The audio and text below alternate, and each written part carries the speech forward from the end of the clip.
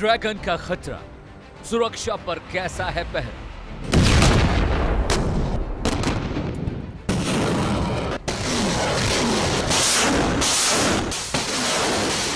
ताक में पाक, सुरक्षा करेगा कवच विराट।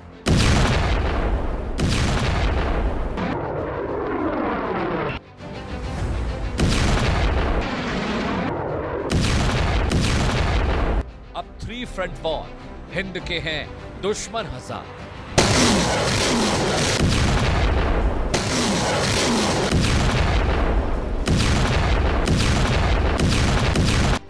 LAC से LOC,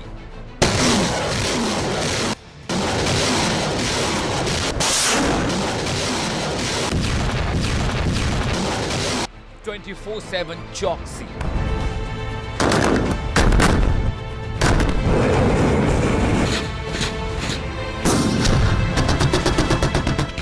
इजराइल का ब्रह्मास्त्र भारत के पास। जी हां, हमास, हिजबुल्लाह और ईरान के खिलाफ जंग में इजराइल के लिए ढाल बना आयरन डोम अब भारत को भी मिल सकता है। प्रधानमंत्री मोदी बुधवार को इजराइल की यात्रा पर जा रहे हैं।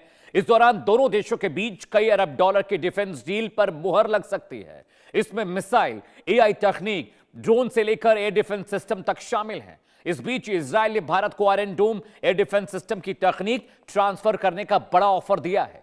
यह वही एयर डिफेंस सिस्टम है जिसका इस्तेमाल इजराइल ने हमास, हिजबुल्लाह, ईरान और यमन के हूथियों के खिलाफ जंग में सक्सेसफुली किया है। आयरन डोम की एक्यूरेसी करीब 90% है। यह रॉकेट, मिसाइल और ड्रोन के खिलाफ बहुत ही कारगर साबित हुआ है। चीन और पाकिस्तान के बढ़ते खतरे के बीच यह सिस्टम भारत के लिए एक बड़ा कवच साबित हो सकता है। एक्सपर्ट्स क्या कह रहे हैं, आइए वो सुनाते हैं आपको। हिंदुस्तान के जो दोनों दुश्मन हैं, चाइना और पाकिस्तान, उनके पास दोनों के बहुत बड़े पैमाने पर ड्रोन्स हैं, स्वॉर्म ड्रोन्स हैं और हवाई जहाज हैं और अनेकों प्रकार की मिसाइलें हैं। साथ ही साथ बांग्लादेश को भी पाकिस्तान जो है, जो चाइना है, वो ड्रोन्स भी दे रहा है और तुर्की की तरफ से भी उनको ड्रोन्स मिल सकते हैं। ऐसे में हिंदुस्तान को बहुत ज़बरदस्त खतरा है ड्रोन से, मिसाइल से, हवाई जहाज़ों से।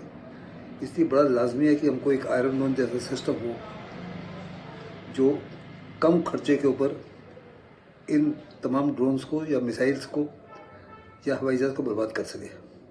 ऑपरेशन सिंदूर में ज़्यादातर हमने S-400 या बराक मिसाइल या उसके बाद में हमने आकाश मिसाइल या ईगला मिसाइल का इस्तेमाल किया, या अल्टीमेट आपने L-70 गन का, तंगुश्का का, इस्माफी के वेपन सिस्टम या Zu 23 मिलीमीटर का इस्तेमाल किया।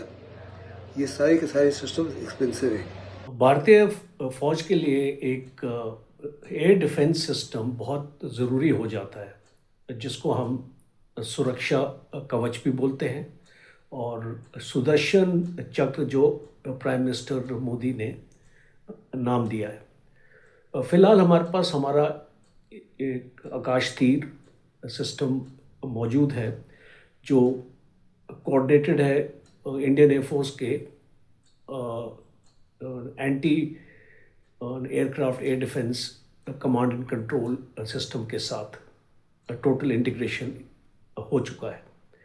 तो इसके लिए जो मिसाइल्स अवेलेबल हैं, इंटरसेप्टर्स हम जिसको बोलते हैं, वो आकाश मिसाइल्स लो रेंज 25 से 30 किलोमीटर तक, बराक 8 जो हमारे पास है वो भी रशिया का है, इसको इजराइल का है, वो तकरीबन 70 से 80 किलोमीटर तक। उसके बाद हमारे पास S-400 आ जाता है जो 400 किलोमीटर तक टारगेट्स को एंगेज करता है। तो आपने देश के 2 सबसे बड़े डिफेंस एक्सपर्ट का बयान सुन लिया, वो क्या कुछ कह रहे हैं। देश के सवाल का वक्त हो चला है। जी हां, देश का सवाल जिस पर हम चर्चा करेंगे। सवाल नंबर 1, आयरन डोम डिफेंस सिस्टम भारत के लिए कितना जरूरी है चीन और पाकिस्तान जैसे दुश्मनों के होने के बाद? सवाल नंबर 2, चीन पाक के खिलाफ कितना असरदार रहेगा आयरन डोम? यह बड़ा सवाल है और इस पर चर्चा आप जरूर करेंगे। सवाल नंबर 3 आपकी स्क्रीन पर है, इजराइल भारत की दोस्ती से पाक चीन परेशान क्यों है? यह सवाल बहुत जरूरी है। सवाल नंबर 4, जिसका जवाब हम डिफेंस एक्सपर्ट से लेंगे, मल्टी लेयर डिफेंस शील्ड के बिना कितना बड़ा खतरा है भारत के ऊपर? क्या आयरन डोम इसे पूरी करेगा? सवाल नंबर 5 आपकी स्क्रीन पर है कि आयरन डोम S-400 डिफेंस सिस्टम जो कि हमने रशिया से लिया है उससे बेहतर है, उससे कारगर है, उससे ज्यादा इसका इंटरसेप्शन अच्छा है? यह बहुत अहम सवाल है। लेकिन मित्रों, जिस आयरन डोम की हम बात कर रहे हैं वो काम कैसे करता है? आखिर वो उसका पूरा सिस्टम कैसे चलता है? ये आपके लिए चलना जरूरी है। तस्वीरों के जरिए आपको वॉल पर दिखाऊंगा मैं कि आयरन डोम सिस्टम आखिरकार काम कैसे करता है। ये देखिए, ये पूरा प्रोजेक्शन हम आपको दिखा रहे हैं। ये आयरन डोम इंस्टॉलेशन का बेस है। जब भी कोई बाहरी दुश्मन हमला करता है, ये सारी जो बैटरीज आपको दिख रही हैं, ये आयरन डोम शील्ड्स हैं। ये बारी बारी से उन्हें इंटरसेप्ट करते हैं। ये लेजर गाइड उन्हें इंटरसेप्ट करता है। हवा में अगर वो कहीं भी हो, उनको इंटरसेप्ट करने के बाद ये सिग्नल्स जाते हैं और सिग्नल के बाद उन्हें हवा में उड़ा दिया जाता है।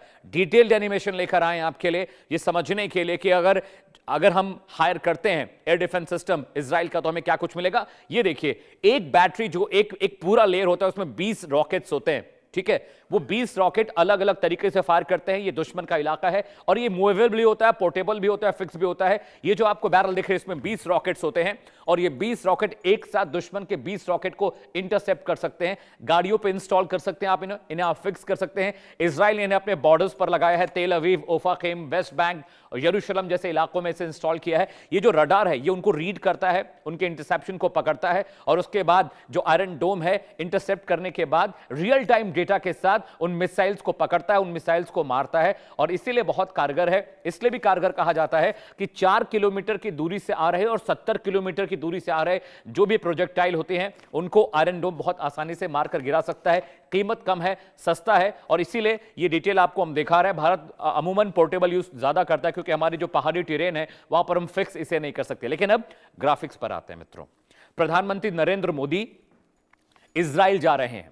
इजराइल जाने के बाद वहां पर क्या कुछ होगा यह भी आपके लिए समझना जरूरी है। प्रधानमंत्री का यह दौरा कितना अहम है, इजराइल जाकर नेतन्याहू साहब से वो मिलने वाले हैं, कितना डिटेल्ड यह है, यह आपके लिए समझना बहुत जरूरी है। जी हां, ग्राफिक आ रहा है, ग्राफिक के जरिए आपको हम बताएंगे प्रधानमंत्री नरेंद्र मोदी जा रहे हैं और वहां पर क्या कुछ होगा। जी हां, बुधवार को प्रधानमंत्री नरेंद्र मोदी इजराइल जा रहे हैं और वहां पर एक बड़ी डिफेंस डील हो सकती है। आयरन डोम को लेकर बड़ी डील हो सकती है, वहां पर ज्यादा बड़ी बातचीत हो सकती है।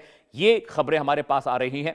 इसके अलावा पाक चीन के खिलाफ आयरन डोम बेहद कारगर साबित होने जा रहा है और लगातार पाकिस्तान चीन बहुत करीबी हमारे दुश्मन है, उनके खिलाफ ये बहुत कारगर होगा। एआई तकनीक, ड्रोन और एयर डिफेंस सिस्टम पर बातचीत भारत कर सकता है। ये बहुत क्रूशियल इंफॉर्मेशन मैं आपको दे रहा हूं और भारत के लिहाज से ये बहुत अहम हो जाता है। हमास हिज़्बुल्लाह हूतीस के खिलाफ बहुत शानदार स्ट्राइक रेट रहा है आयरन डोम का, इसलिए बहुत कारगर है और इस पर जरूर बातचीत होगी। ये खबरें आ रही हैं। आयरन डोम की एक्यूरेसी करीब 90%, मतलब 90% एक्यूरेसी के साथ ये प्रोजेक्टाइल जो दुश्मन के आते हैं उन पर हमला करता है, उन पर अटैक करता है और इसीलिए इसे एक शानदार एयर डिफेंस सिस्टम कहा जाता है और कीमतें बहुत कम है। S-400 एयर डिफेंस सिस्टम जो हम यूज कर रहे हैं रशिया का, उसके मुकाबले ये बहुत सस्ता है और इसीलिए बहुत मुमकिन है कि प्रधानमंत्री नरेंद्र मोदी वहां पर जा रहे हैं तो वहां पर एयर डिफेंस सिस्टम को लेकर बातचीत हो सकती है। साथ ही साथ आपके लिए यह समझना भी जरूरी है कि ये कितना इंपॉर्टेंट है, कितना जरूरी है। आयरन डोम कैसे सुरक्षा देगा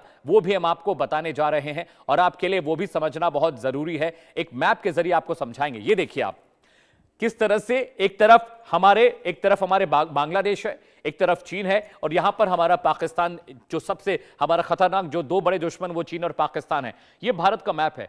अगर ये तमाम मुल्क मिलकर भारत पर हमला करते हैं तो आयरन डोम जो एयर डिफेंस सिस्टम है हवा में ही उन मिसाइल्स को मार गिराएगा। ये तस्वीर मैं आपको दिखा रहा हूं, इसके जरिए समझिएगा कि हमारे दो बड़े जो दुश्मन है पाकिस्तान और चीन, उनकी तरफ से अगर हमला होता है तो हमारा जो एयर डिफेंस सिस्टम है जो बीच में भारत के बीच में अलग अलग इलाकों में इंस्टॉल होगा, यानी लेह लद्दाख, जम्मू कश्मीर, पाकिस्तान बॉर्डर, इसके अलावा अक्साई चीन का जो इलाका है ये चाइना बॉर्डर से जो लगता है, यहां पर ये आयरन डोम इंस्टॉल किया जाएगा और उसके जरिए जो भी मिसाइलें दुश्मन की फायर होंगी उनको ये एयर डिफेंस सिस्टम नल वॉइड करेगा। और अच्छी बात यह है कि 4 किलोमीटर की मिनिमम डिस्टेंस, यानी अगर पाकिस्तान बॉर्डर से कोई ड्रोन या कोई रॉकेट फायर होता है तो उसे भी एयर डिफेंस सिस्टम बिल्कुल तरीके से उसको भी इंटरसेप्ट कर पाएगा। और ये बहुत इंपॉर्टेंट हो जाता है क्योंकि जो S-400 एयर डिफेंस सिस्टम है वो 3 किलोमीटर 4 किलोमीटर किलोमीटर के टारगेट को गिराने के लिए, मारने के लिए मुफीद नहीं है। और इसीलिए जो आयरन डोम है ये बहुत सटीक होगा, बहुत कारगर होगा। ड्रोन, रॉकेट, मिसाइल, प्रोजेक्टाइल्स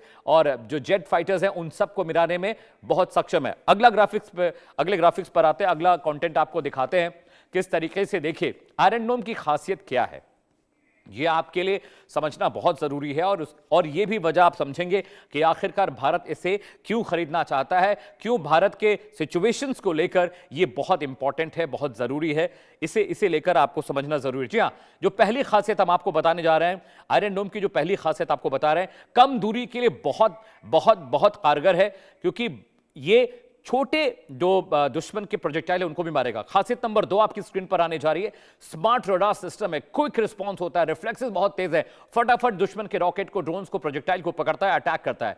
खासियत नंबर 3 क्या है? तेज प्रतिक्रिया। इसके रिफ्लेक्सेस बहुत तेज है, रियल टाइम रिफ्लेक्स है, पलक झपकते ये इंटरसेप्ट करता है दुश्मन के रॉकेट और मिसाइल को और उन्हें मार गिराता है। खासियत नंबर 4 क्या है? हाई सक्सेसफुल रेट रेशियो है, यानी 90% सक्सेशन के साथ ये दुश्मन के जो टारगेट्स हैं उन्हें मार गिराता है। जी हां, खासियत नंबर 5 आपको बताने जा रहे हैं, मल्टी टारगेट क्षमता, यानी एक साथ अगर 150 रॉकेट भी दुश्मन के आ रहे हैं तो जो आयरन डोम एयर डिफेंस सिस्टम है बहुत आसानी से उनको इंटरसेप्ट कर, उनको मार कर गिरा सकता है। खासियत नंबर 6 आपकी स्क्रीन पर आने जा रही है मित्रों, मोबाइल सिस्टम है, यानी आप इसको पोर्टेबली कहीं भी ला सकते हैं, ले जा सकते हैं। और अच्छी बात यह है कि ये वजन में बहुत हल्का होता है, इंस्टॉलेशन बहुत ईजी है, पोर्टेबल है, कहीं भी ले जाइए, किसी भी वक्त इंस्टॉल करिए, दुश्मन पर हमले के लिए तैयार रहता है। लॉजिस्टिक्स बहुत ईजी है इसके। खासियत नंबर 7 आपकी स्क्रीन पर है मित्रों, नागरिक सुरक्षा पर फोकस रहता है, यानी अगर दुश्मन का रॉकेट किसी इलाके में गिर रहा है जहां पर लोग नहीं रहते, जहां सिविल नहीं, जहां पर आबादी नहीं, तो ये वहां पर कोई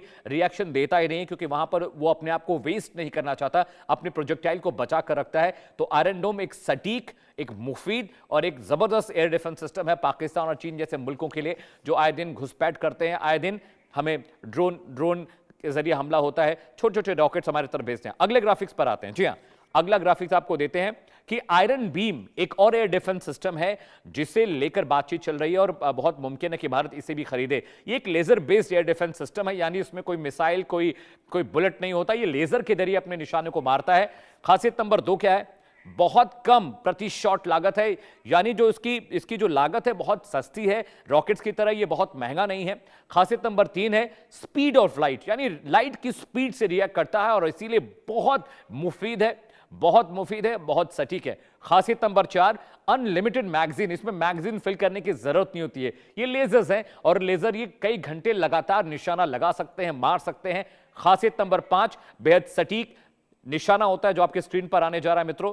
खासियत नंबर 5 इसलिए भी जरूरी है कि जब एक साथ बहुत सारे प्रोजेक्टाइल हमारे पास आते हैं तो उनको मार गिराना बहुत मुश्किल होता है और वो बहुत आसान हो जाएगा। जी हां, अब खासियत नंबर 6 आपको बताने जा रहे हैं, मल्टी लेयर डिफेंस का जो हिस्सा है वो बहुत अमेजिंग है, बहुत क्रूशियल है, यानी ये अकेले ही अलग अलग सिस्टम्स के जो प्रोजेक्टाइल हैं, दुश्मन के जो रॉकेट्स हैं उनको मार गिराएगा। जी हां, खासियत नंबर 7 आपको बताने जा रहे हैं मित्रों, कम साइड डैमेज है, यानी इससे खतरा बहुत कम होता है, साइड डैमेज बहुत कम है, इंस्टॉल करने ले जाने में कोई नुकसान नहीं है, पोर्टेबल है, साथ ही साथ इस पर हमला करना बहुत मुश्किल होता है, दुश्मन इसे डैमेज नहीं कर सकता। खासियत नंबर 8 आपकी स्क्रीन पर है, तेज ऑपरेशन है, यानी रिलोड का झंझट नहीं है, फटाफट टारगेट को इंटरसेप्ट करता है और फटाफट ये अपने टारगेट को मारकर गिराना शुरू कर देता है। खासियत नंबर 9 बहुत जरूरी है, कम लॉजिस्टिक्स, यानी इसके लिए तामझाम करने की आपको जरूरत नहीं है, बहुत कम लॉजिस्टिक्स में इसको इंस्टॉल करिए, सिर्फ इसको बिजली का कनेक्शन चाहिए होता है, मजबूत बैटरी चाहिए और ये घंटों बिना थके बिना रुके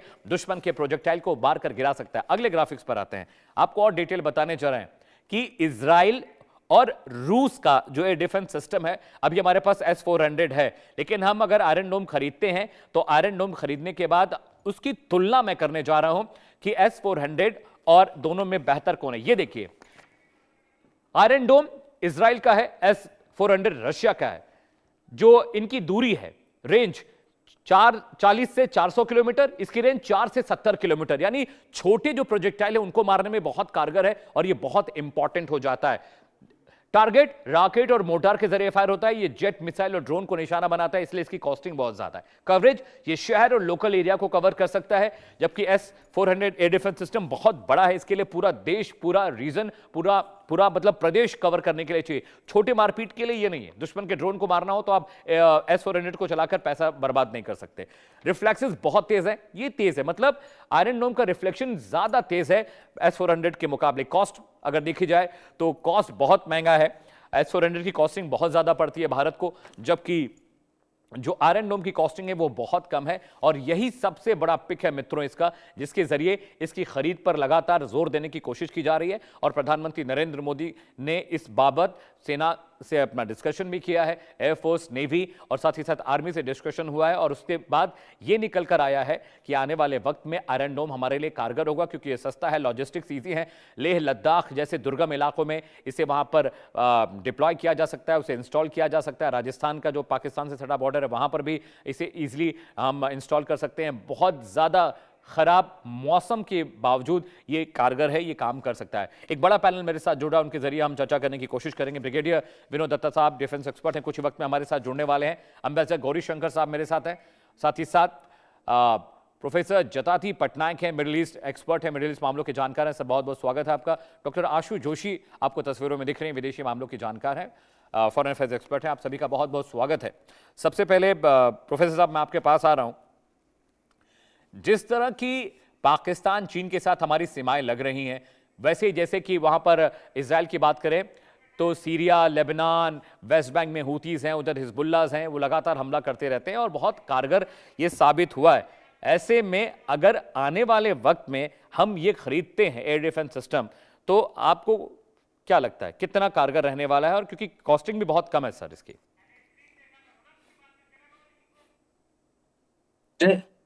क्वेश्चन है जी हाँ, देखिए ये बात है कि आयरन डोम का जो बात अभी कर रहा है इजराइल, अभी लड़ रहा है, वो जो नॉन स्टेट एक्टर्स आपका है, हिजबुल्लाह हो गया, हूती हो गया, हमास हो गया, तो सारा जो चैलेंजेस आ रहा है, आयरन डोम काफी अच्छे से प्रिसिशन स्ट्राइक कर रहा है।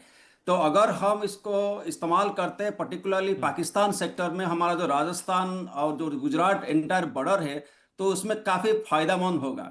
और इसके साथ चाइना बॉर्डर आप ये भी देख लीजिए, लद्दाख रीजन। इसका मेन मुद्दा है कि आप देखिए इसका कॉस्ट बहुत कम है और ये लोकली फिट हो सकता है और बहुत ही सटीक स्ट्राइक होगा। लेकिन जो S-400 है, इस काफी रेट ज्यादा भी है और ये पर्टिकुलरली कंट्री और रीजन के लिए है। तो मेरे ख्याल से आप अगर आयरन डोम हम खरीद करते हैं, हमारा स्ट्रेटेजिकली और इकोनॉमिकली बहुत ही बेनिफिट होगा, क्योंकि ये टाइम टेस्टेड है। और इसके साथ आप जो बात कर रहे थे कि iron beam, that is also very advanced form of actually defence system. अगर हम आयरन बीम भी इसमें बात करते, तो मेरे ख्याल से दोनों अगर आयरन डोम और आयरन बीम को आप मिक्स करते हैं, तो ये हमारा जो इंडिया का जो डिफेंस सेक्टर है, पर्टिकुलरली जो डिफेंस मिसाइल सिस्टम, बहुत तगड़ा हो जाएगा आगे।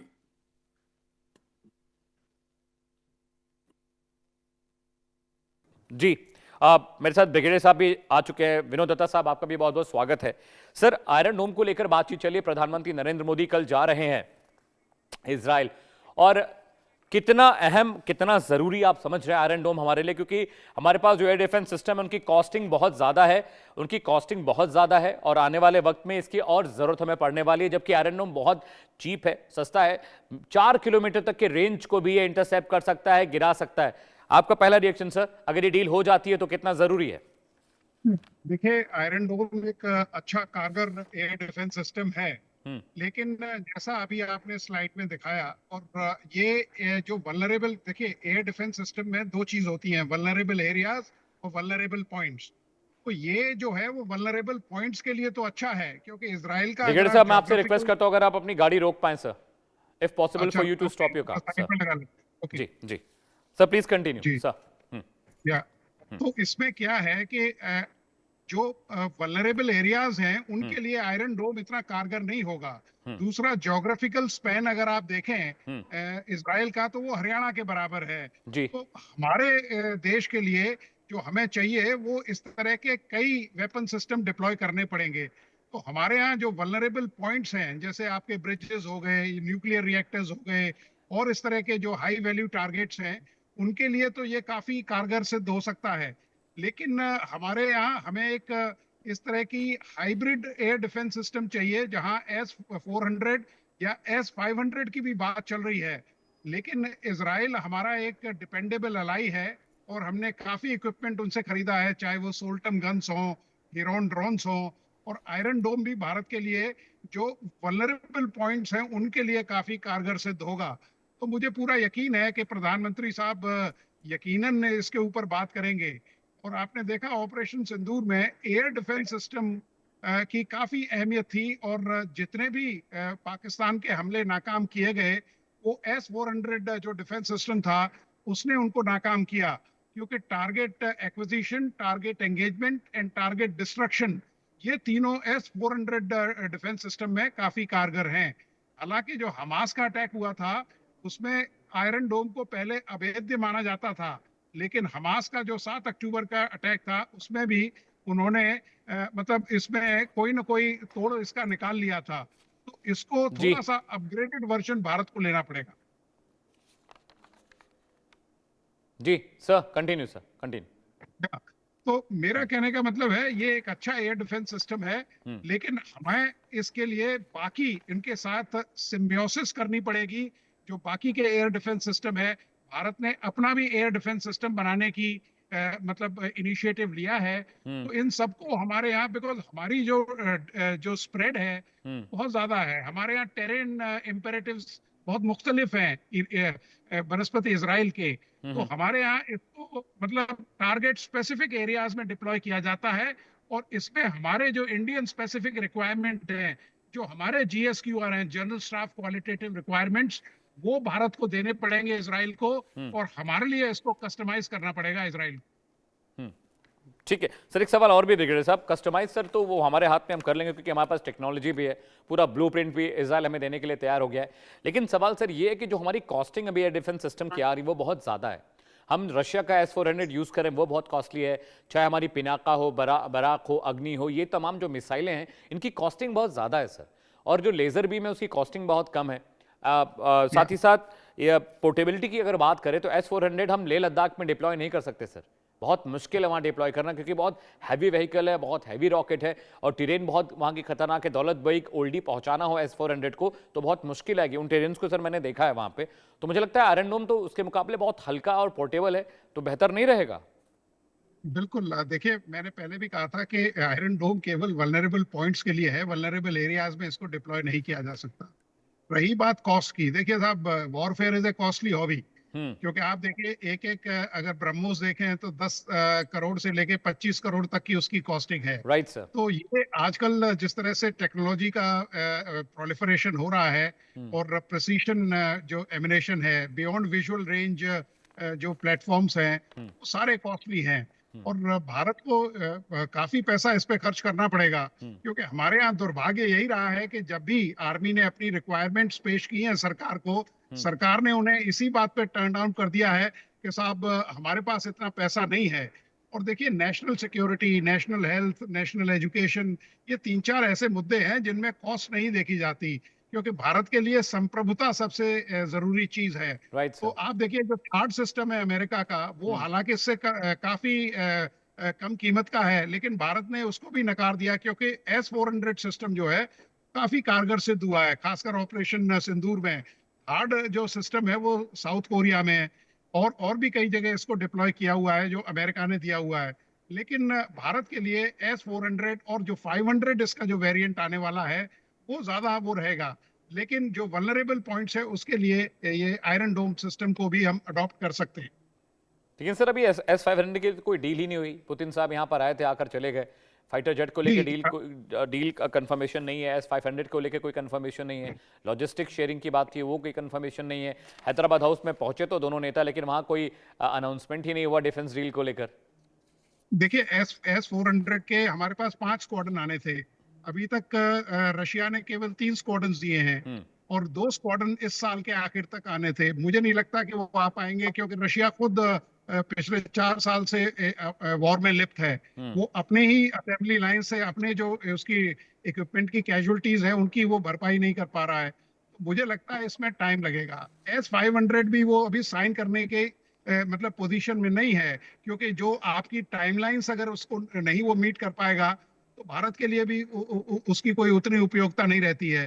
क्योंकि आज देखिए इक्विपमेंट का 3 फेज होते हैं, एक तो होता है इंडक्शन फेज, एक एक्सप्लॉयटेशन फेज और जी। एक डी इंडक्शन फेज। हम्म। तो अगर एक्सप्लॉयटेशन फेज को हम पूरा इस्तेमाल नहीं कर पाएंगे, तब तक तो इक्विपमेंट की डी इंडक्शन का चांस आ जाता है। तो इन सब चीजों को ध्यान में रखते भारत को अपना इंडिजीनियस प्रोडक्शन ही करना पड़ेगा, चाहे वो लाइसेंस के अंतर्गत हो या किसी मतलब कोई अकॉर्ड या किसी करार के थ्रू। ठीक है, अब मेजर साहब मैं आपके पास आ रहा हूँ। हम लोग लगातार डिस्कशन कर रहे हैं वॉर फेयर के बारे में, साइकोलॉजी ऑफ वॉर, इस पर हम चर्चा कर रहे हैं। अभी हमारे पास जो डिफेंस सिस्टम जिस तरह का ऑपरेशन सिंदूर में हमने देखा कि कारगर है, कुछ मिसिंग्स हमारी ज़रूर रही हैं, लेकिन सर क्या भारत भी उसी रास्ते पर चल रहा है कि अपने आप को इक्विप कर रखिए, थोड़ा साइकोलॉजिकल वॉरफेयर, क्योंकि आप तो डिप्लोमेटिक रास्तों को ज़्यादा अख्तियार करने की बात करते हैं, आप तो कूटनीति पे ज़्यादा बल देते हैं, कम्युनिकेशन आपका बहुत स्ट्रांग, आप कहते हैं कि communication is very important part of diplomacy. लेकिन सर कभी कभी क्या होता है, दुश्मन जैसे अब पाकिस्तान जैसा दुश्मन है जो सुबह शाम ब्रेकफास्ट में 4 ड्रोन भेज दिए, लंच में 5 ड्रोन भेज दिए, डिनर में 3 ड्रोन और भेज दिए, थोड़े से बम गिरा दिए, थोड़ा सा वहाँ से ड्रग्स भेज दिया बॉर्डर के पास से, इस तरह की चीज़ें जो पाकिस्तान करता रहता है, उसके लिए मुझे लगता है आयरन डोम ठीक ठाक ही है। Sir you are on mute sir.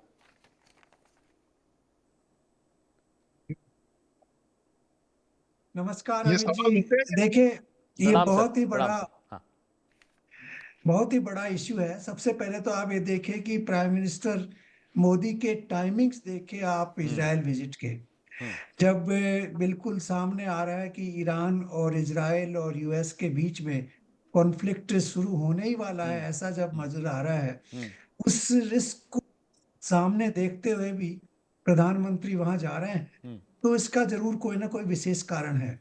जी। पहला कारण तो मेरे को लग रहा है कि वो ये दिखाना चाहते हैं संसार को कि हम सब रिस्क को लेते हुए भी हमारे संबंधों को सुदृढ़ करना चाहते हैं इजराइल के साथ। और हो सकता है कि उनकी कुछ मध्यस्थता का रोल भी हो, जिसमें वो ईरान और यूएस और इजराइल के बीच में बातचीत में कुछ के जरिए कुछ समाधान ढूंढने की कोशिश भी करें।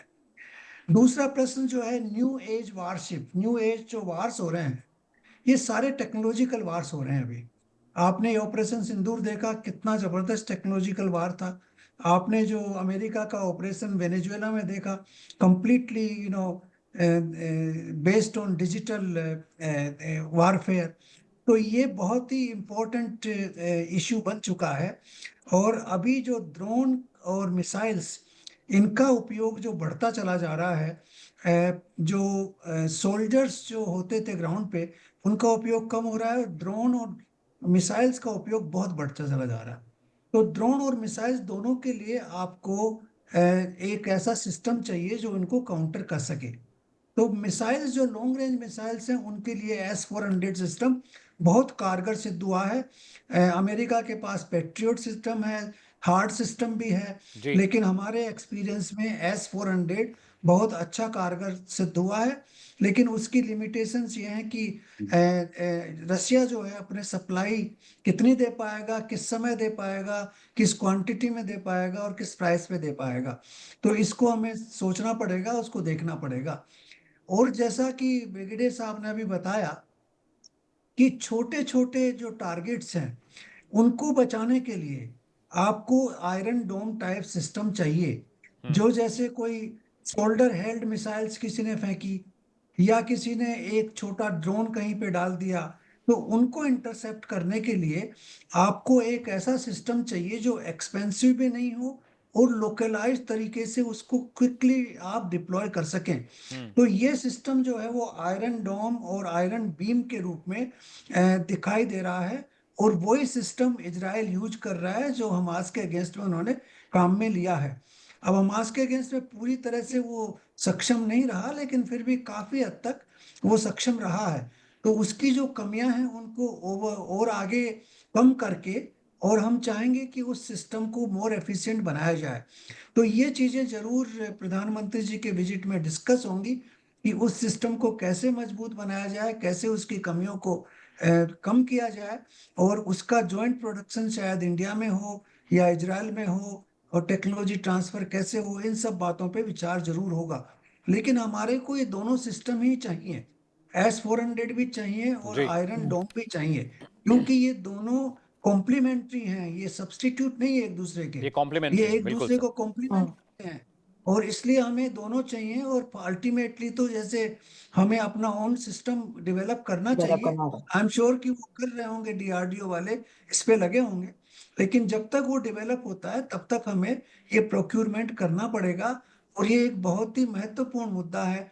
और इसके अलावा दूसरा मुद्दा मेरे को लग रहा है ड्रोन प्रोडक्शन का भी है, क्योंकि हम ड्रोन प्रोडक्शन में इतने आगे नहीं हैं जितने कि टर्की और ईरान है। अभी ईरान ड्रोन रशिया को भी भेज रहा है, टर्की ने ड्रोन पाकिस्तान को भेजे थे। तो हमें ड्रोन प्रोडक्शन के लिए भी टेक्नोलॉजी लेनी पड़ेगी, और वो टेक्नोलॉजी इजराइल हमें देने में सक्षम है। तो उसको टेक्नोलॉजी को लेके हम ड्रोन का प्रोडक्शन इंडिया में करें, ये एक महत्वपूर्ण मुद्दा है जो मेरे ख्याल से इस विजिट में उठेगा। तो over to you Amit ji. Fair enough sir. Doctor Anshu, मैं आपके पास आ रहा हूँ। जैसा कि बोला सर ने कि कॉम्प्लीमेंट्री, क्योंकि S-400 की रेंज ज़्यादा है, 400, 500, 600, 1000, 1200, 1500 किलोमीटर दूर वो मार सकता है। और आयरन डोम ऑपरेशन सिंदूर पार्ट 1 में जिस तरह से राजस्थान में, पंजाब के बॉर्डर पे शहरों में मिसाइलें गिरी, जम्मू शहर एयरपोर्ट, और वहाँ पर लगातार जो मिसाइलें गिर रही थी, पाकिस्तान के रॉकेट्स गिर रहे थे, ड्रोन वहाँ पर पहुँच रहे थे, तो वो बिल्कुल तस्वीर ऐसी लग रही थी जैसे कि हमास, हिजबुल्लाह इजराइल पर जब हमला करते हैं तो छुट-पुट रॉकेट्स आते हैं। तो मुझे लगता है डॉक्टर अंशु कि ये बहुत ज़रूरी है, ये डील अगर हो जाए। हमारे पास S-400 है, हम अपना पिनाका और हमारी और जो मिसाइल टेक्नोलॉजी उस पर हम काम कर रहे हैं, ब्रह्मोस पर काम कर रहे हैं, लेकिन हमें एक क्विक रिस्पांस टीम चाहिए AI की, जैसे कि इजराइल के पास है। क्योंकि जिस तरह से पाकिस्तान हर वक्त ताक में बैठा रहता है, और सिर्फ यही नहीं, बीम के जरिए हम बिना खर्चे के लगातार 12, 15, 17, 18 घंटे लगातार हम दुश्मन के प्रोजेक्टाइल को मार कर गिरा सकते हैं। तो बहुत ज़रूरी होगा ये। बिल्कुल, आपने बहुत महत्वपूर्ण बिंदु भी जोड़ा और प्रश्न भी मुझसे पूछा है, और 2 भाग में इसका जवाब देना चाहूंगी अगले 2 से ढाई मिनट में। जी। तो हम सबसे पहले तो इजराइल के इस आयरन डोम को देखें, जो कि एक मोबाइल ऑल वेदर प्रूफ, बहुत ही precise with scale and speed air defence system है। इसकी जो एक मल्टी लेयर डिफेंस लेयरिंग है, टेक्नोलॉजी है इजराइल की, उसकी इनर मोस्ट लेयर है ये। और जैसे कि मैंने कहा, ऑल वेदर प्रूफ है, 90% से अधिक इसकी सटीकता की गुंजाइश रहती है। और यदि हम देखें तो 4 से 70 किलोमीटर की जो रेंज है वो ये डिटेक्ट करके, और कोई मिसाइल है या ड्रोन है या कोई रॉकेट है तो उसको ये मार गिराने में सक्षम है, डिटेक्ट करके, और राडार के थ्रू ये डिटेक्ट करता है। और सबसे महत्वपूर्ण बात इस टेक्नोलॉजी की ये है कि ये अपग्रेड किया जा सकता है और इसको हम ट्वीक कर सकते हैं। तो हमारे जितने, जब हम विशेषकर पाकिस्तान की ओर देखते हैं, और हमारे जितने भी टफ टेरेन्स हैं, और फिर जिस तरह के हमले आतंकवादी संगठनों के माध्यम से करवाता है पाकिस्तान, तो वहां पर आयरन डोम जो है वो बहुत ही सक्सेसफुल साबित हो सकता है। राइट। अब यदि हम इसको कॉम्प्लीमेंट कर दें अपने S-400 के साथ, जो कि बहुत लॉन्ग रेंज के साथ में हमारे सामने आता है, तो फिर एक बहुत ही कॉम्प्लीमेंट्री और इफेक्टिव अपग्रेडेड सिस्टम हमारे लिए बन जाता है। दूसरा पॉइंट ये कि जब हम इजराइल को देखते हैं तो एक ऐसा देश है, और यहीं आकर के जो आपने एक बिंदु थीम की शुरुआत में रखा था चर्चा की, कि चीन और पाकिस्तान क्यों डरेंगे। 1962 का जब हमने युद्ध चीन के साथ लड़ा, तब इजराइल वो देश था जिसने अपने आर्म्स और एम्यूनिशन हमें भेजे। 65 और 71 के जब हमने पाकिस्तान के साथ युद्ध लड़े, तब इजराइल वो एकमात्र देश था जिसने हमारी सहायता की। इसके बाद 1999 में जब कारगिल हुआ, हमारे ऊपर एक आर्म्स एम्बार्गो लगा हुआ था। इजराइल एकमात्र वो देश था जिसने अपनी लेजर गाइडेड बॉम्ब किट्स हमें भेजी थी। जब मुंबई अटैक हमारे ऊपर हुआ, इजराइल ने अपनी स्पेशली आर्म्ड फोर्सेस और मेडिकल टीम्स जो हैं वो रेस्क्यू एफर्ट के लिए हमें ऑफर की थी। तो और अभी जब पहलगाम अटैक हुआ, तब भी इजराइल की तरफ से सीधे वक्तव्य आया कि हर प्रकार के सहयोग के लिए इजराइल हमारे साथ खड़ा है। तो इजराइल वो देश है जो डिफेंस और सिक्योरिटी के क्षेत्र में जब हम देखते हैं तो हमारे डिप्लोमेटिक रिलेशंस एस्टेब्लिश भी नहीं हुए थे अमित जी, उसके पहले से एक सहयोगी के रूप में हमारे साथ है। Exactly, ma'am. Trusted True. Partner है, भारत की मेक इन इंडिया को प्रमोट करता है। True. तो वहां पे फिर ये जो आयरन डोम सिस्टम है पूरा, उसको लेकर के यदि डील हो जाती है तो हर प्रकार से भारत के लिए एक बड़ी विन विन सिचुएशन होगी। ठीक है ब्रिगेडियर साहब, मैं आपके पास आ रहा हूँ। जो हाल इजराइल का है हमास, हूती और हिजबुल्लाह के चलते, वही हाल भारत का है। हमारे लश्कर तैयबा, हिजबुल मुजाहिदीन जैसे आतंकवादी संगठन है जो लगातार हमारे देश में कुछ न कुछ उठापटक करते रहते हैं, आतंकवादी घटनाओं को अंजाम देते हैं, घुसपैठ में लगे रहते हैं। यही हाल इजराइल का है। इजराइल में आप समझिए ब्रिगेडियर साहब, इजराइल के लोग खुद को इंडियन बताने में गुरेज नहीं खाते। वो हमें आर्यन रेस कहते हैं, और वो कहते हैं, मैं वहां इतनी बार गया हूं, वो कहते हैं कि इंडियंस और जो इजरायलीज हैं वो सेम है, वो एक है। और आप विश्वास करिए, हम इंडियंस पर वो आंख बंद कर भरोसा करते हैं। किसी और मुल्क के नागरिकों के मुकाबले वो छुट्टियां मनाने भी आते हैं तो बाकायदा वो ज्यादातर वक्त छुट्टियां मनाने वो इंडिया में आते हैं बनिस्बत के दूसरे मुल्कों के।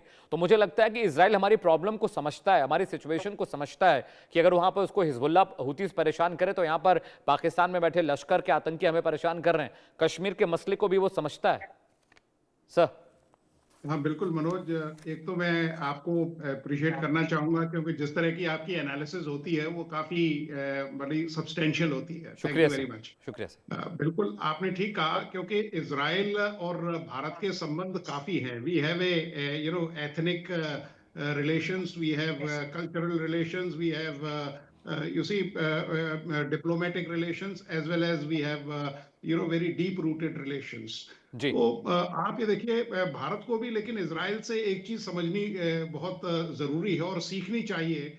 आप देखिए, इजराइल एक छोटा सा देश है, हरियाणा के बराबर है, और करीब 85-90 लाख की उसकी आबादी है। लेकिन जिस तरह की मस्कुलर नेशनलिज्म इजराइल इजहार करता है, और उसके हालात भी हमारे जैसे ही। हम भी देखिए चारों तरफ से, अगर आप इजराइल देखें, हम सन 47 में वजूद में आए और मतलब हमें आज़ादी मिली, और इजराइल भी 1948 वजूद में आया। आज़ाद होते ही 6 देशों ने इजराइल के ऊपर हमला किया, और आज़ादी मिलते ही हमें भी कश्मीर में कबायलियों ने अटैक किया हमारे ऊपर।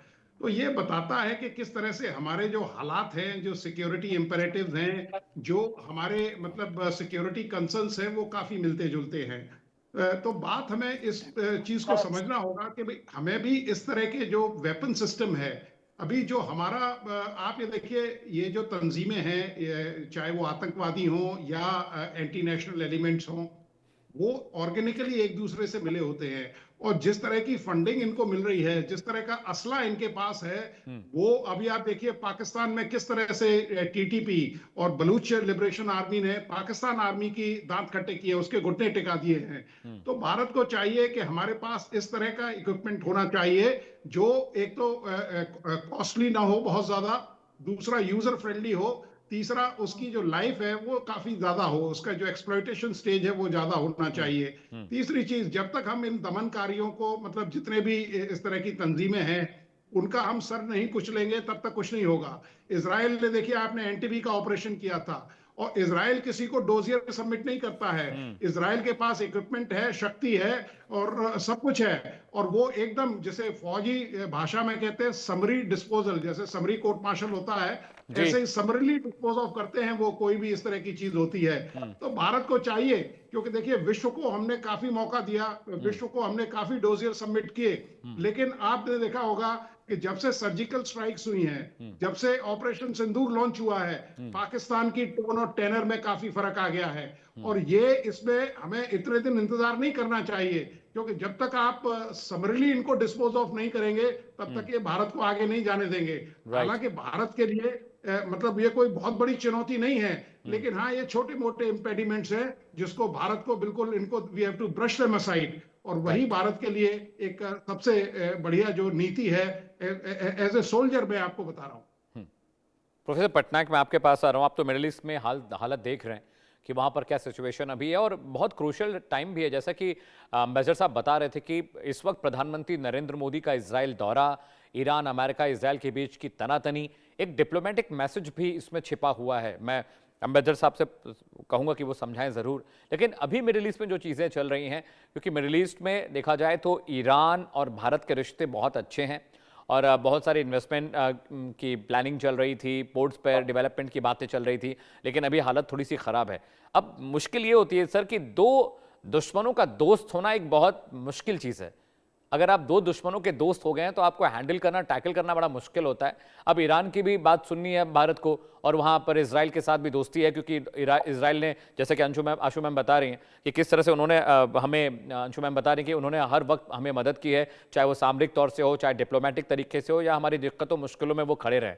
तो वहाँ पर किस तरह का नैरेटिव अभी देखा जा रहा है प्रधानमंत्री के दौरे को लेकर मिडिल ईस्ट में? देखिए, बात है कि आप जो बता रहे हैं कि दुश्मनी का बात वो नहीं है। एक्चुअली बात है कि हमारा स्ट्रेटेजिक ऑटोनॉमी है फॉरेन पॉलिसी में। हम पैलेस्टाइन के साथ डील करते हैं, इजराइल के साथ डील करते हैं, हम ईरान के साथ डील करते हैं, इजराइल के साथ भी डील करते हैं। तो इसीलिए ये कुछ इतना बड़ा प्रॉब्लम नहीं है। हमारा जो विजिट है ये बहुत ही कॉम्प्रिहेंसिव है। सिर्फ आप आयरन डोम एंगल से नहीं देखने में होगा। इसका मेन विजिट है कि अदर मैटर्स, आपका artificial intelligence, research and development और फ्री ट्रेड एग्रीमेंट। अभी फ्री ट्रेड एग्रीमेंट जो एफटीए है ये फाइनल स्टेज में है। उसमें आपका तारीफ, फॉरेन इन्वेस्टमेंट्स, जॉइंट वेंचर्स, इसके बाद आपका इंटेलेक्चुअल प्रॉपर्टी राइट्स, सारे मुद्दे के ऊपर बातचीत होगा। और एक चीज है आईमेक कॉरिडोर। आईमेक सबसे इंपॉर्टेंट है अभी, India middle east Europe economic corridor. और इसमें देखिए आप हाइफा पोर्ट जो है ये लिंक है आप इंडिया और यूरोप का बीच में। आप जो मुंबई पोर्ट से लेके Jebel Ali port Saudi Arab, Jordan लेके हाइफा पिरास पोर्ट ग्रीस तक पहुंचेगा। इसके बाद जेनोवा पोर्ट इटली और इंडिया यूरोप, ये मिडिल ईस्ट कॉरिडोर बनेगा। आप अभी जो रिसेंटली इंडिया यूरोप का ट्रेड डील हुआ है, mother of all trades, US के बाद Europe is the second largest trading partner. तो इसीलिए आपको उसमें वाइडर कॉन्टेक्स्ट में देखना पड़ेगा। और बात है कि हम अभी जैसे कि Turkey is playing a negative game with us. तो इसीलिए हम अगर इसी को आईमेक कॉरिडोर के साथ अगर टर्की को काउंटर करने के लिए ग्रीस, साइप्रस उसको मिला के और कुछ कोलिशन भी करते हैं, that is very helpful for India's national security. तो इसीलिए ये जो विजिट आपको एक लार्जर पर्सपेक्टिव में देखना पड़ेगा। सेकेंडली जो अभी फूड कॉरिडोर का बात चल रहा है, अभी इंडिया मिडिल ईस्ट और अफ्रीकन फूड कॉरिडोर का भी बात हो सकता है, क्योंकि आपका इजराइल के पास ड्रिप इरिगेशन टेक्नोलॉजी और इसके अलावा जो आपका डेजर्ट टेक्नोलॉजी का नॉलेज सिस्टम है। और अगर इंडिया और मिडिल ईस्टर्न कंट्रीज जैसे कि यूनाइटेड अरब एमिरेट्स हो गया, सऊदी अरब हो गया और सूडान हो गया, इजिप्ट हो गया, उसमें कुछ एग्रीकल्चरल कनेक्टिविटी का कॉरिडोर बनने का बहुत पॉसिबिलिटी है, क्योंकि इंडिया का नॉलेज सिस्टम बहुत तगड़ा है उसमें। इसके अलावा आपके पास फार्मास्यूटिकल, देखिए 20% of the global generic medicine India production करता है, 60% ऑफ वैक्सीन। इसके बाद इजराइल। तो उसमें फार्मास्यूटिकल क्षेत्र में आपका कहीं बहुत बड़ा कोलाबोरेशन होने का पॉसिबिलिटी है। इसके बाद आपका जो दूसरा सेक्टर देखिए जेनेटिक इंजीनियरिंग है, और इसके बाद आपका artificial intelligence, cyber technology and ethical governance, ये सारे मुद्दे के ऊपर आपका विस्तार से बात होने वाला है। तो इसको सिर्फ आप डिफेंस का जो आयरन डोम में सीमित करने में नहीं होगा। मेरे ख्याल से बियॉन्ड डिफेंस आपको एक लार्जर पर्सपेक्टिव में देखना पड़ेगा, क्योंकि Israel is a valuable partner to India's development and innovation. तो इसी क्षेत्र में आपको और आगे देखना पड़ेगा मेरे ख्याल से, जो रिलेशंस को। सर, हम तो आयरन डोम ही देख रहे हैं क्योंकि अभी हालत बहुत खराब है। अभी हमने ऑपरेशन सिंदूर पार्ट 1 किया है, ईरान और इजराइल और अमेरिका वैसे ही नाच रहे हैं समंदर में। तो हमें तो बस अपनी सुरक्षा के लिए खतरा है। हर भारतीय सोचता है कि पाकिस्तान जैसा चोर एक अगर राष्ट्र आपके बगल में है, आपका पड़ोसी है, तो आपको तो उससे बच के ही रहना है। डर तो रहता ही है सर। और एआई वगैरह तो सर हम करते रहेंगे, उसके लिए we are not in hurried sir, and we are not worried for that, we are worried for our security. Ambassador साहब, मैं आपके पास आ रहा हूँ। जो बात प्रोफेसर पटनायक कह रहे हैं बहुत सही बात है कि सिर्फ हम आयरन डोम या डिफेंस डील के लिए वहां पर नहीं जा रहे। There are plenty of things on the platter जिसके बारे में प्रधानमंत्री Narendra Modi would be talking about. लेकिन सर अभी जो सिचुएशन इतना डरा हुआ है, पूरी दुनिया में इतना डर है कि हर किसी को अपनी सिक्योरिटी, अपनी सेफ्टी की चिंता है। आयरन डोम ले लो, एयर डिफेंस सिस्टम ले लो, समंदर में शिप उतार दो, डिस्ट्रॉयर्स कितने हैं, सबमरीन तुम्हारे पास कितनी है, तुम्हारे पास एयरक्राफ्ट कैरियर कितने हैं, तुम्हारे स्क्वाड्रन में कितने फाइटर जेट्स हैं। पूरी दुनिया में सर तो यही कम्युनिकेशन हो रहा है। अगर आप एक्स पर जाकर या किसी सोशल मीडिया साइट पर जाकर आप ट्रेंडिंग देखेंगे सर, तो हर दिन डिफेंस का 2-4 टॉपिक ट्रेंडिंग रहता ही है। इस देश को खतरा, उस देश पर हमला। तो हम तो उसी लिहाज से सोच रहे हैं कि कुछ फायदा हो जाए। पाकिस्तान और चाइना जैसे 2 मुल्क हमारे आसपास है, तो उनसे थोड़ा हम सेफ रहेंगे सर, आयरन डोम मिल जाएगा तो। सर नमस्कार अमित जी, आप बिल्कुल सही कह रहे हैं। देखिए, सुरक्षा तो किसी भी देश की पहली प्रायोरिटी है सर, उसको तो आप नजरअंदाज कर ही नहीं सकते। Right sir. और चीजें सब बाद में आती हैं, सुरक्षा पहली प्रायोरिटी होती है। और हमारे यहाँ सुरक्षा के कई डायमेंशंस हैं, कई आयाम हैं। एक तो आतंकवाद से सुरक्षा, क्योंकि आप जानते हैं ये सब कितने तरह के हिजबुल्लाह पाकिस्तान में बैठे हुए हैं, चाहे आप उनको लश्कर तौबा कहें या कुछ हिजबुल दैवुद कहें या कुछ और नाम दें, बहुत सारे बैठे हुए हैं। तो एक तो उनसे सुरक्षा चाहिए। दूसरा, पाकिस्तान का स्टेट भी तो अब एक आतंकवादी संगठन बन चुका है। एग्जैक्टली वो कितने इनसे साथ क्लोजली लिंक्ड हैं आप जानते हैं। जब से हाशिम मुनीर वहां पे आया है तब से वो पूरा इंटीग्रेट उन्होंने इन आतंकी संगठनों को पाकिस्तान की सेना के साथ कर दिया है। एग्जैक्टली तो सर, नेचुरली हमारी चिंता तो बढ़ती है उससे। Exactly sir. चाइना की मैं अभी इतनी चिंता नहीं करता, क्योंकि चाइना इतना समझदार देश है कि वो इस तरह से उलझेगा नहीं। उनकी अलग से समस्याएं हैं, वो हमारी बाउंड्री से लेके हैं, लेकिन इन चीज़ों में वो नहीं उलझेगा आतंकवाद किससे रिलेटेड इश्यूज पे। तो ये समस्याएं हैं। प्लस अब बांग्लादेश का एक तीसरा फ्रंट भी हमारे सामने कभी खुला ही था। आपने देखा पिछले 18 महीनों में दिक्कतें बढ़ी थी, और अब भविष्य में शायद कम होंगी, लेकिन अभी कुछ कहा नहीं जा सकता क्या होगा। तो इनसे निपटने के लिए ये जो आयरन डोम का सिस्टम है, आयरन बीम है, ये हमें लेना ही पड़ेगा और इसकी बहुत आवश्यकता है। बट इसके अलावा मैं आपको बताऊं, थोड़ा बैलेंसिंग एक्ट बहुत जबरदस्त है इस विजिट में। अभी आपने देखा होगा कि अरब विदेश मंत्रियों की बैठक सबकी हिंदुस्तान में दिल्ली में हुई थी कुछ दिन पहले। हैं, उसमें सारे हमारे अरब जो पार्टनर्स हैं उनके साथ बहुत अच्छा डायलॉग हुआ था। उसके बाद यूएई के राष्ट्रपति हमारे यहाँ आए थे और उनके साथ बड़ा अच्छा डायलॉग हुआ। और ईरान के साथ हमारे संबंध काफी सिविलाइजेशनल हैं, ठीक ही रहे हैं। उनको हमने ह्यूमन राइट्स इशू पे अभी एक बहुत बड़ा एक्सेप्शन करके उनको सपोर्ट किया था ह्यूमन राइट्स ऑर्गेनाइजेशन में। और अब ये इजराइल जो डायमेंशन है वो हमारा सिक्योरिटी डायमेंशन है। ये सब लोग जानते हैं कि हमारा इजराइल के साथ जो डायमेंशन है वो जो सिक्योरिटी का एस्पेक्ट है पाकिस्तान के अगेंस्ट में, उससे रिलेटेड है। तो इन लोगों का ऐसा कोई एतराज नहीं है इसके ऊपर। और हम पैलेस्टाइन का भी हम चाहते हैं कि पैलेस्टाइन एक इंडिपेंडेंट सोवरेन राष्ट्र बने, उसका हमारा बिल्कुल क्लियर कट डिक्लेरेशन है, इजराइल को भी पता है। तो इन सब चीज़ों का एक बड़ा क्लियर कट हमारा दायरा बना हुआ है। और ये अभी का नहीं है, ये काफ़ी पुराना दायरा है, जिसमें इजराइल के साथ संबंध तो अभी ज़्यादा विशेष हुए हैं। 92 में तो हमने डिप्लोमेटिक रिलेशंस एस्टेब्लिश किए। उसके बाद पहला प्रधानमंत्री का विजिट तो मोदी जी ने 2017 में किया था। ये दूसरा विजिट है इजराइल हमारे प्रधानमंत्री का। राइट तो सर। ये जो चीज़ें हैं ये संसार के और रीजन के सभी देश जानते हैं, और इसमें उनको कोई आपत्ति नहीं है। ईरान को भी इसमें कोई आपत्ति नहीं है, क्योंकि ईरान और भारत के संबंध बड़े क्लियर हैं, हम एक दूसरे को अच्छी तरह से समझते हैं। लेकिन मेरा एक मानना यह है कि हो सकता है मोदी जी इस विजिट में ये भी कोशिश करें कि ईरान का मसला डायलॉग से सुधर जाए। ये मैं मानता हूं कि ये एक इंटरनल डायलॉग हो सकता है, जिसमें इजराइल और यूएस का एक साथ बातचीत हो और उनको कहा जाए कि इसको आगे नहीं बढ़ा के, क्योंकि पूरे रीजन का इसमें इन्वॉल्वमेंट होगा तो ये काफी लंबा भी खिंच सकता है और रीजन में इंस्टेबिलिटी भी ला सकता है। तो हो सकता है कि वो ये भी कोशिश करें। तो आयरन डोम का मसला भी है, मैं मानता हूँ ड्रोन प्रोडक्शन का मसला भी है, मैं ये मानता हूँ कि आतंकवाद से निपटने का मसला भी है, राइट। अरब देशों के साथ हमारे संबंधों को सुधारने का मसला भी है, और साथ में ये जो ईरान और यूएस का कॉन्फ्लिक्ट है इसको किसी तरह से सुलझाने का मसला भी सामने है। इन सब चीज़ों को मैं एक साथ लेके मानता हूँ। और आप जानते हैं I2U2 में हमारा एक पार्टनरशिप भी है इजराइल के साथ, उसमें यूएई के साथ पार्टनरशिप भी है। तो ये सब चीज़ें इंटीग्रेट करके एक ऐसा रीजनल पीस प्लान भी इनके माइंड में मेरे ख्याल फेयर से इनफ जरूर सर। होगा। ब्रिगेडियर साहब, इससे पहले कि मैं आपके पास हूं, मैं अंशु मैम के पास जा रहा हूं। मैम, ये पता नहीं, ये नैरेटिव कुछ ज़्यादा जल्दी हम इस बारे में बात कर रहे हैं, लेकिन ऐसा लगने लगा था बीच में कि बांग्लादेश पाकिस्तान का प्रॉक्सी तो नहीं बनने जा रहा है हमारे बहुत करीब। ये डर हमने कहीं ना ऐसा कहीं था। बनते हुए देखा भी अमित। ये चुनावों के बाद देखना फिर भी ठीक रहा कि जिस तरह से बीएनपी ने और लगातार एक भारत के प्रति एक सकारात्मक रुख बनाए रखा। और हमने देखा कि अब Jamaat empowered by Yunus government, empowered by Pakistan कम से कम हमको पीछे हटती हुई दिखाई पड़ी।